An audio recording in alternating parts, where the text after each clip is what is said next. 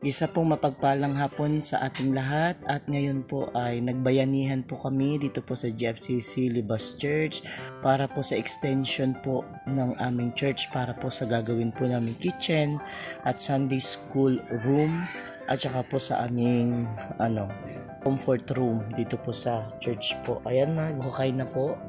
Ayan, naghukay po kami kanina. So papakita ko po sa inyo. Ayan po, nagukay na po kami kanina kasi aasindahan po yan katulad po ng ginawa po namin doon sa kabila. Yan, ayan po yung church po. Ayan po ang aasindahan hanggang dulo pa po yan para po yan sa aming kitchen.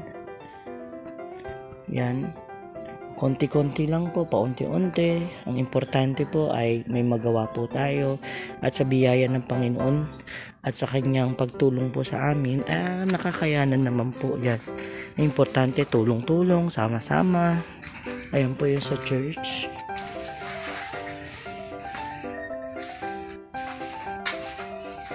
Ayan po. At yan po ang sa likod. So, lagi nyo po kaming isama sa inyong mga panalangin na magawa po namin ang layunin po ng church dito sa lugar namin na kung saan po ang layunin namin ay maibahagi ang mabuting balita para sa kaligtasan ng mga tao. Maraming salamat po sa inyong patuloy na pagsubaybay. Pagpalain po kayong lahat.